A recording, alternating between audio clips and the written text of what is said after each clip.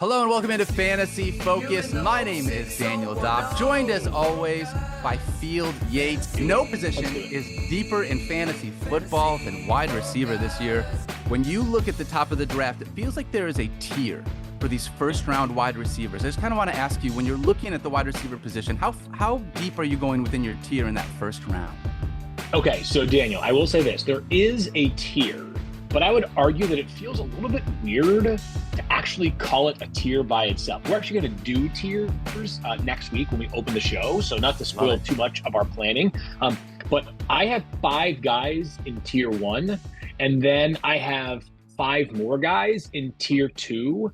And I was writing down these tiers and also giving them descriptions. And my description for tier 2 was, holy crap, these guys are really good. Maybe they should be in tier 1. Yeah. So while I did have to draw the line for my first tier 1, I felt really bad for the 5 guys that I had in tier 2. So I would say there are 5 wide receivers that are a lock to go in the first 10 picks of this year's drafts. An absolute stone cold lock. I have drafted on 4 separate occasions Justin Jefferson, all in the first round, obviously.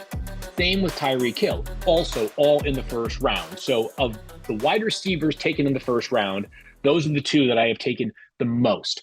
Jefferson coming later in the first round, Daniel. Tyreek coming, I would guess, like if I've gotten Tyreek Hill at pick 6, it's a distant memory to me because that would be really good value. Tyreek Hill is typically going between picks 2 and 5, maybe even 2 and 4. Meanwhile, Justin Jefferson, Daniel, I've seen him go off the board in the 6 to 10 range. And I felt great about Justin Jefferson in the back half of the second round for this reason, is he's Justin Jefferson, right? I know that there's a golden era of wide receivers upon us right now, but there's a pretty darn good case that the best of the best is Justin Jefferson. In that recent poll done by Jeremy Fowler, where he anonymously gauges opinions of executives and coaches around the league, the number 1 wide receiver was Justin Jefferson, which tells you something about how he is viewed around the NFL. His contract also speaks to that. But Daniel, I know that Kirk Cousins is gone. Justin Jefferson actually did pretty good work last year without Kirk Cousins. As you might recall down the stretch, it was kind of a carousel of QBs for the Vikings after Kirk Cousins got hurt. Tiny, small sample size alert, but Justin Jefferson got hot late in the season. And with 3 games of Nick Mullins as his quarterback, he averaged nearly 26 fantasy points. Now, 3 games is not nearly enough of a sample size to say that like Kirk Cousins means nothing to Justin Jefferson.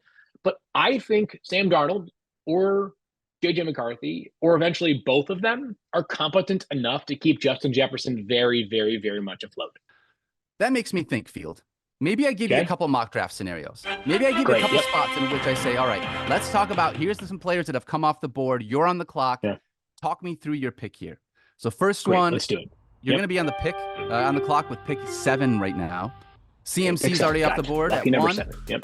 Yeah, pick number 7. CMC, Breece Hall, CeeDee Lamb. They were 1, 2, 3. Bijan Robinson, Tyreek Hill, and Amon-Ra were picks 4, 5, and 6. You're on the clock at pick 7. Which direction are you going? My pick for number 7 will be Justin Jefferson. And it's close between him and Jamar Chase, but just to sort of piggyback off of what I just discussed a few moments ago, right? Maybe if it's like August 28th and it feels like the winner of the Vikings battle for their quarterback spot is more like the guy who loses it less, I would be willing to adjust that stance. And it's pretty close either way. But I would say on average, I'm leaning towards Justin Jefferson over Jamar Chase. But man, that's a great debate right there, Daniel. Do you have a strong opinion on it? No, but if you took Jefferson, I would take Chase in a heartbeat, and I wouldn't even. That's the thing is, don't you love being the person in the 8th slot in that scenario, right? Like, I've used this analogy a lot, and I'll try to, not lean too much on the draft stuff all the time. But I felt like in this year's NFL draft, the hardest pick in the first round was the Commanders at number 2, right? Everybody viewed Caleb Williams as the number 1 pick, so you're taking him first, right?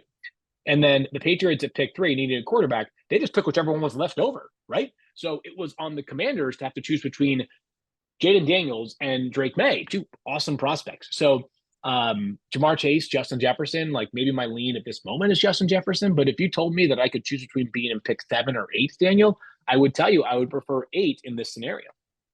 Yeah, and I think part of I would rather take Justin Jefferson in this scenario than Jamar Chase. I'm not upset to get Chase at 8. There is a thing in my head field of last year with all those backup quarterbacks, we still saw Justin Jefferson be absolutely unreal. When we saw Joe Burrow go down, I just listed off the stat. We watched Jamar Chase. Unfortunately, he was wide receiver 34 without Joe Burrow. So definitely, it felt like he was more impacted by the loss of his quarterback than Justin Jefferson was from that perspective. So like your pick, and honestly, at 8, I'm not going to complain about getting Jamar Chase there. All right, on the clock, we're going to put you at the turn. 10 and 11, so you're making back-to-back picks at the end of the first round. CMC, CeeDee Lamb, Breece Hall, Tyreek Hill, Amon-Ra. Those were the first 5 guys off the board. Next 4 were Bijan, Jamar Chase, Justin Jefferson, and Saquon Barkley, one of the running backs that you mentioned. Fields, you got 2 picks back-to-back. Where are you going here? Jonathan Taylor and Breece Hall.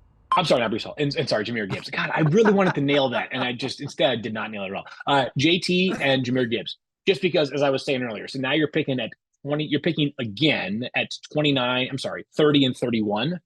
There's going to be awesome value at 30 and 31 of those 2 wide receiver spots. So while you're going to have to sort of you are beholden to what takes place on the wide receiver front in those next 20 picks. Like, look at the wide receivers that right now are seeing that ADP that I was telling you about. Again, this is not the data from our mocks. It's the data from ESPN.com right now.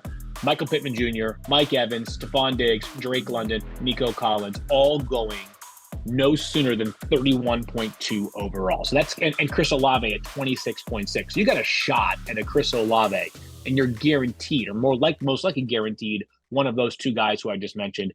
All, to me, very good values in the 3rd round.